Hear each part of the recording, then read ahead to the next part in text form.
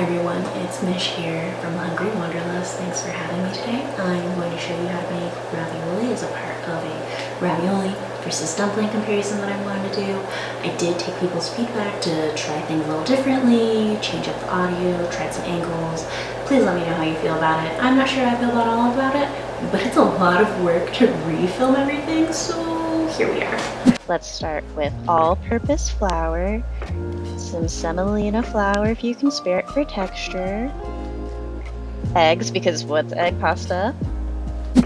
We also have some paprika. Ooh, paprika. Hopefully that zoomed okay. Just to add some color because, you know, why not have some fun with this? Alright, so we're going to measure out our flours today in grams. So if you don't have a food scale, good luck.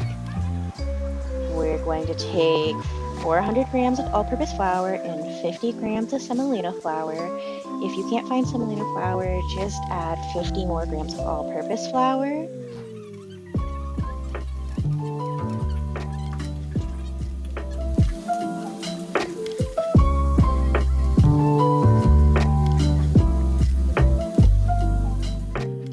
Let's not forget the paprika. A total of 40 grams was added. Here's the first 20, and I'll add 20 more after deciding this wasn't quite red enough for the look I was going for.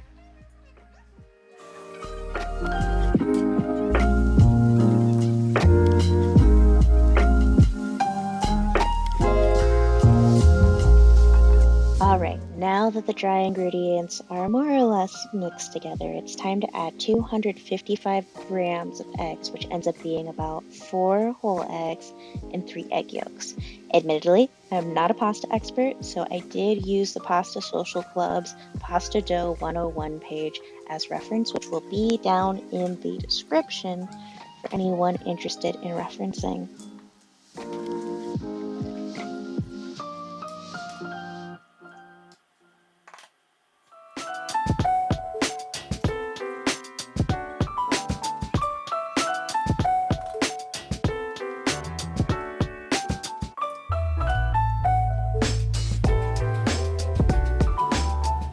Okay, so I have chopsticks here because once I make a well and add in the eggs, it's a lot easier to start mixing with an assistant, whether it be chopsticks or a fork, because honestly, if you start with raw egg on your hands, really everything sticks to you, and while we do want some stickiness, we don't want to become the pasta.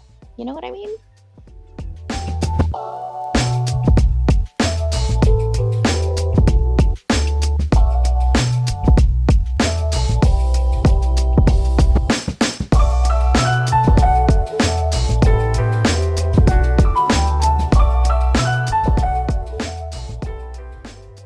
Okay, as you can tell, it's time to get hands-on. Yes, you do start with an aid so it doesn't stick to you, but come on, you're making edible Play-Doh, you're gonna get your hands dirty. It's time, let's do this. You'll be kneading this for about 10 minutes once it comes together into a shaggy, dry texture. I'll point it out a little bit more once we're getting there. And then, depending on how dry it feels, you will want to add dabs of water. It really just depends on your environment, how many extra additives you add in. Like for me, the extra 40 grams of paprika were, increasing the dry to wet ratio, so I needed to balance that out somehow. So got my little arm workout for the day.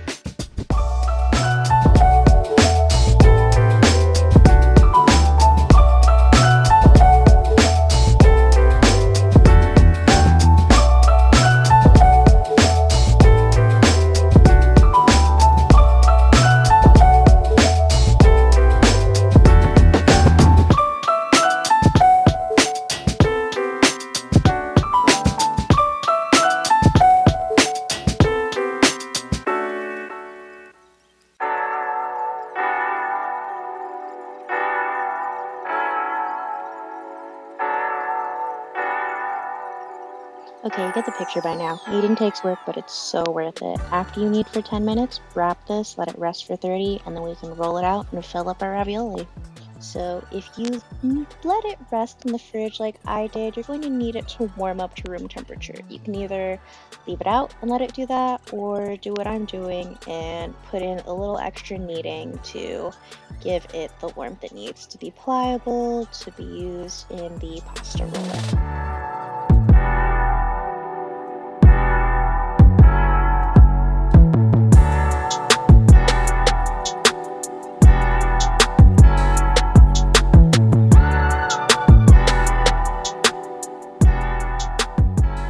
Additionally, as you can see, I thought it was a little too dry and added some water, put in too much water.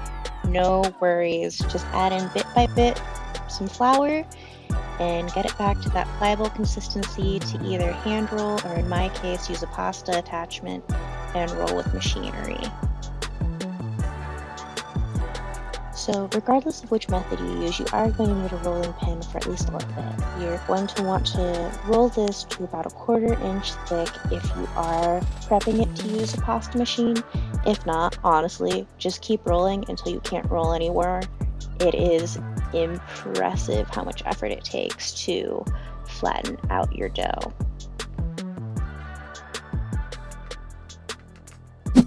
Once you have the desired thickness to run it through under the widest setting, turn on the machine and run your dough through.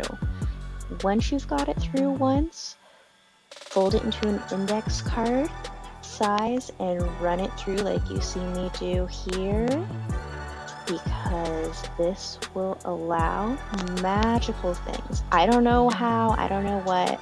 All the Italian grandmas swear by it though, and I say trust the people who figured out how to make deliciousness before there was the technology and science explained on how to make it happen.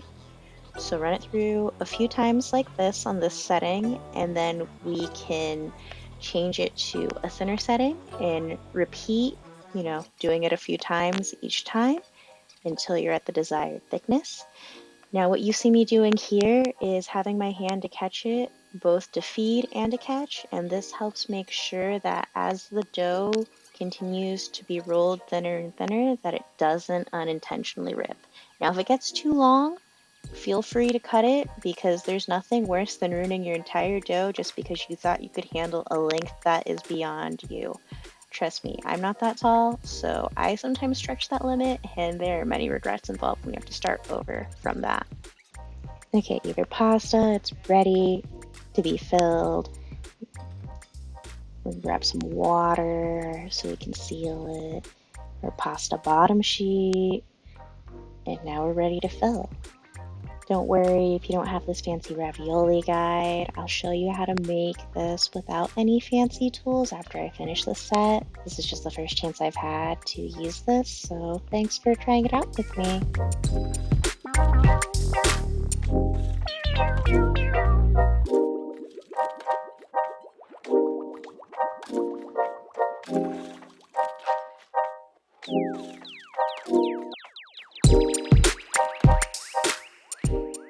So once you have your ravioli cavities filled, put water on one side to allow for the two separate pasta sheets to stick, so that when you press down, it'll eventually form one cohesive piece, because the last thing we want is ravioli popping when we cook it.